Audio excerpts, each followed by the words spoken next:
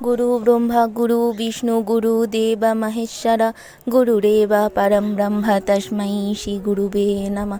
ओं अखण्डमण्डलाकारं व्याप्तं येनं चराचरं तत्पदं दर्शितं येनं तस्मै श्री गुरुवे नमः। নমস্কার, শ্রীকৃষ্ণ পদাবলী চ্যানেলে আপনাদের সকলকে জানাই আন্তরিক স্বাগত। ভগবানের নাম, এই ভগবানের নাম আমরা সকলেই কম বেশি উচ্চারণ করে থাকি, কিন্তু সেই নাম কি, তার স্বরূপ কি, তার উদ্ভবই বা কোথা থেকে হয়েছে, এই বিষয়ে গুটি কয়েক মানুষেরই ধারণা থাকে। সেই ধারণাকে বৃদ্ধি করার জন্য আমাদের কৃষ্ণ ভাবামৃত সংঘ ইস্কন প্রকাশ করেছে এই নামহট্ট পরিচয় পুস্তকটি। আজ আমরা সেই পুস্তকের কিছুটা অংশ আপনাদের সামনে পরিবেশন করার চেষ্টা করব। হরে কৃষ্ণ।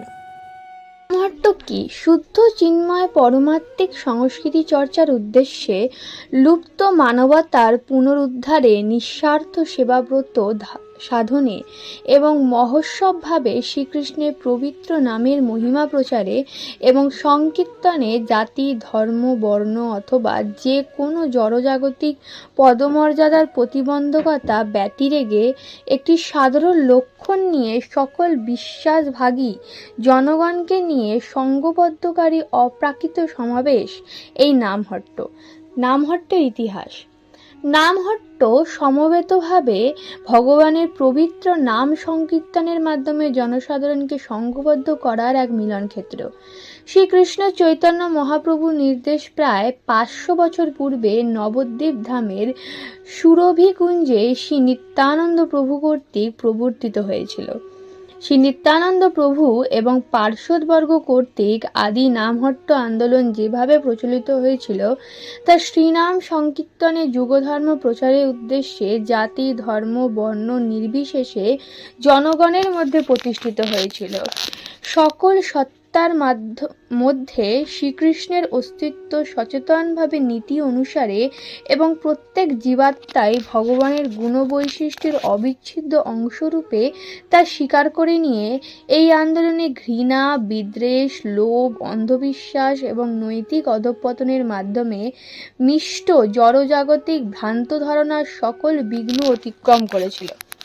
নামহট্ট জনগণের এক বিপুল অংশের উপকার সাধন করে থাকলেও কালক্রমে শুদ্ধ রূপে তা আদি শিক্ষাধারা অনেকাংশই লুপ্ত হয়ে গিয়েছিল। 19 শতাব্দীর শেষাংশে কৃষ্ণ কৃপা শ্রীমূর্তি শীল ভক্তি বিনোদ ঠাকুর এই অবনতি লক্ষ্য করে সংকীর্তন আন্দোলনের শুদ্ধ ও সুচারু রূপটির পুনরুদ্ধারে নিজ প্রয়াসে নিয়োজিত করেছিল। অক্লান্ত প্রচেষ্টার মাধ্যমে সুরভিকুঞ্জে নামহট্টের পুনঃপ্রতিষ্ঠিত হয় এবং ভারতবর্ষে 500টিরও বেশি শাখা প্রসারিত হয়েছিল। এই সময় তিনি ভবিষ্যৎবাণী করেছিলেন যে ভবিষ্যৎকালে এক মাহান্তের আবির্ভূত হবেন এবং শ্রী নাম সংকীর্তন প্রচারের উদ্দেশ্যে জগৎব্যাপী এক সংগঠনের প্রতিষ্ঠা করবেন। ওম শ্রী বিষ্ণুপাদ শীল ভক্তি সিদ্ধান্ত সরস্বতী ঠাকুরের আজ্ঞা অনুসারে 1965 সালে এই ভবিষ্যৎবাণী পূরণের উদ্দেশ্যে কৃষ্ণ কৃপা শ্রীমূর্তি শীল অভয়া চরণাবিন্দ ভক্তি বেদান্ত স্বামী প্রভুপাদ পাশ্চাত্য দেশগুলিতে শ্রীনাম সংকীর্তন বহন করে নিয়ে গিয়েছিলেন।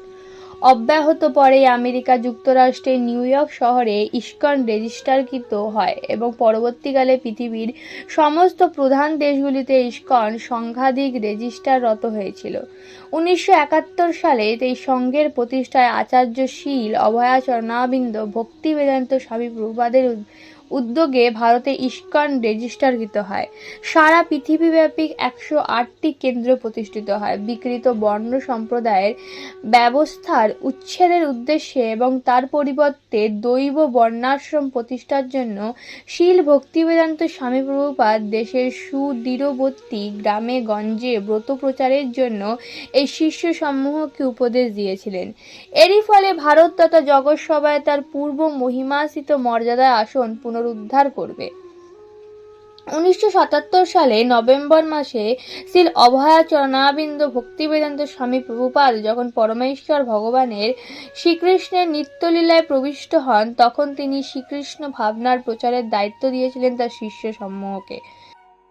অনির্বাণ অভিলাষ পূরণার্থে শ্রী ভক্তি বিনোদ ঠাকুর অভিলাষ পূর্ণার্থে এবং শ্রী নিত্যানন্দ প্রভু ও শ্রী গৌরাঙ্গ মহাপ্রভুর অভিলাষ পূর্ণার্থে প্রতি নগরাদি গ্রামে শ্রীকৃষ্ণ ভাবনা অবশ্যই পৌঁছে দেবার উদ্দেশ্যে ইস্কন বর্তমানে এই নামহট্ট কার্যকলাপের সূচনা করেছে।